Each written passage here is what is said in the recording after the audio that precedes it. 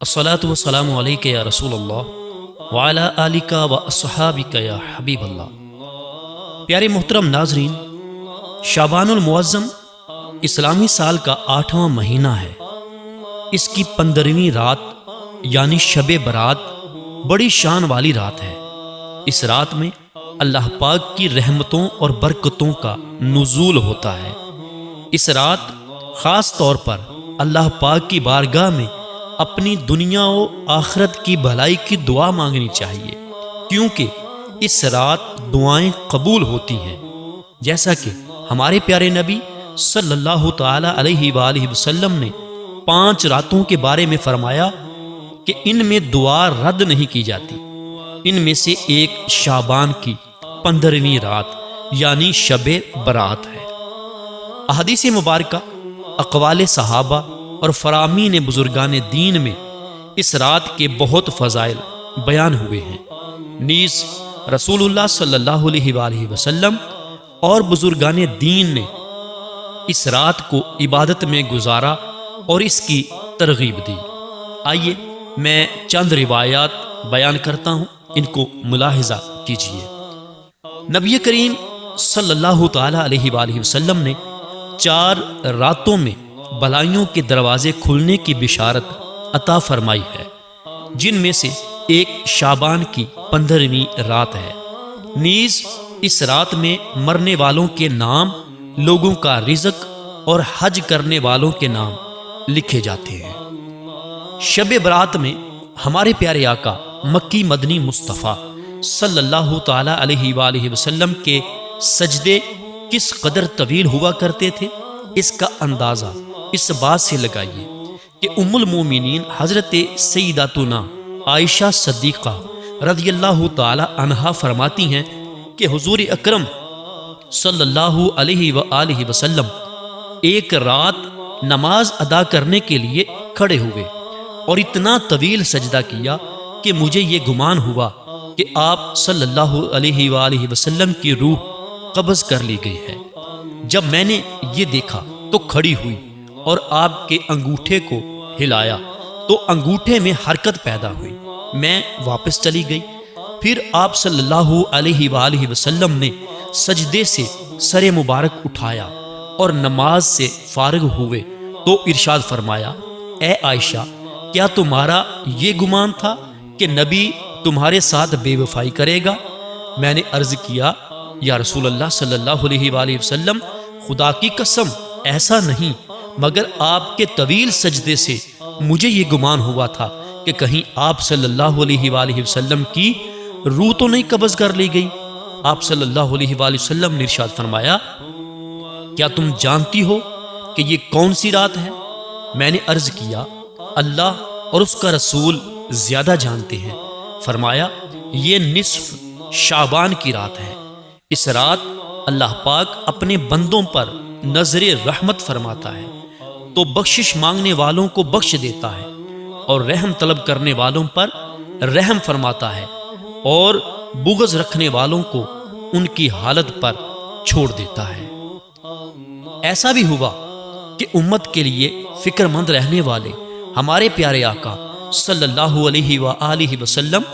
شب برات میں قبرستان تشریف لے جاتے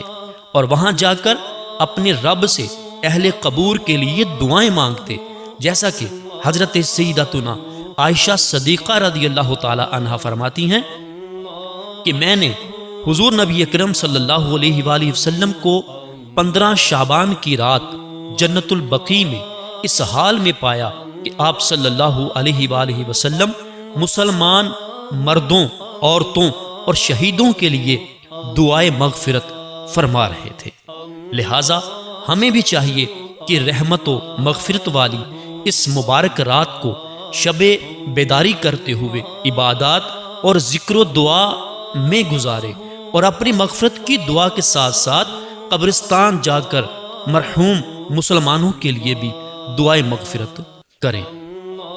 حضرت سیدنا طاؤس یمانی رضی اللہ تعالی عنہ فرماتے ہیں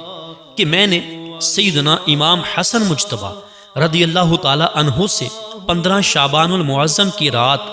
یعنی شب برات میں عبادت کے متعلق پوچھا تو آپ رضی اللہ تعالی عنہ نے فرمایا میں اس رات کے 3 حصے کرتا ہوں، 1/3 حصے میں اپنے نانا جان صلی اللہ علیہ وآلہ وسلم پر درود پاک پڑھتا ہوں، 1/3 حصے میں اللہ کریم کی بارگاہ میں توبہ و استغفار کرتا ہوں، اور آخری 1/3 حصے میں اللہ پاک کے فرمان پر عمل کرتے ہوئے رکوع و سجود کرتا ہوں۔ حضرت طاؤس یمانی رضی اللہ تعالی عنہ فرماتے ہیں کہ میں نے عرض کی ایسا کرنے والے کے لیے کیا ثواب ہے؟ حضرت سیدنا حسن رضی اللہ تعالی عنہ نے ارشاد فرمایا کہ میں نے اپنے والد حضرت سیدنا علی المرتضیٰ رضی اللہ تعالی عنہ سے سنا ہے کہ نبی کریم صلی اللہ علیہ وآلہ وسلم نے فرمایا جو نصف شعبان کی رات کو زندہ کرے گا، یعنی اس رات میں عبادت کرے گا، وہ مقربین میں لکھا جائے گا۔ حضرت سیدنا خالد بن معدان،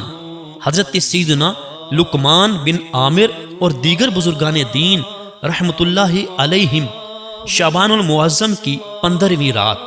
اچھا لباس پہنتے، خوشبو لگاتے، سرما لگاتے اور اس رات مسجد میں جمع ہو کر عبادت کیا کرتے تھے۔ حضرت سیدنا اسحاق بن راہویہ رحمت اللہ تعالی علیہ بھی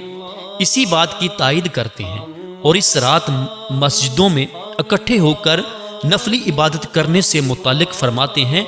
یہ کوئی بدعت نہیں ہے۔ ان سے یہ بات حضرت سیدنا حرب کرمانی رحمت اللہ علیہ نے نقل فرمائی ہے۔ 3 صدی ہجری کے بزرگ ابو عبداللہ محمد بن اسحاق مکی فاقیہی رحمت اللہ تعالی علیہ فرماتے ہیں کہ جب شب برات آتی تو اہل مکہ مسجد حرام شریف میں آ جاتے اور نماز ادا کرتے، طواف کرتے اور ساری رات جاگ کر صبح تک عبادت اور تلاوت قرآن میں مشغول رہتے۔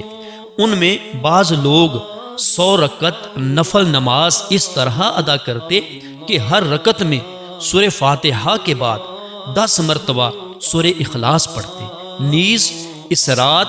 زمزم شریف پیتے، اس سے غسل کرتے اور اسے اپنے مریضوں کے لیے محفوظ کر لیتے، اور ان اعمال کے ذریعے اس رات کی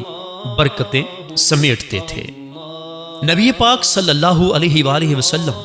صحابہ کرام اور اولیاء اعظام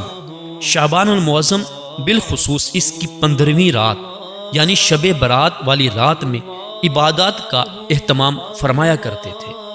ام المومنین حضرت سیدتنا عائشہ صدیقہ رضی اللہ تعالی عنہا فرماتی ہیں کہ میں نے حضور اقدس صلی اللہ علیہ وآلہ وسلم کو شعبان المعظم سے زیادہ کسی مہینے میں روزہ رکھتے نہ دیکھا۔ آپ رضی اللہ تعالی عنہا مزید فرماتی ہیں ایک رات میں نے حضور نبی پاک صلی اللہ علیہ وآلہ وسلم کو نہ پایا، میں آپ صلی اللہ علیہ وآلہ وسلم کی تلاش میں نکلی تو آپ مجھے جنت البقیع میں مل گئے۔ نبی اکرم صلی اللہ علیہ وآلہ وسلم نے فرمایا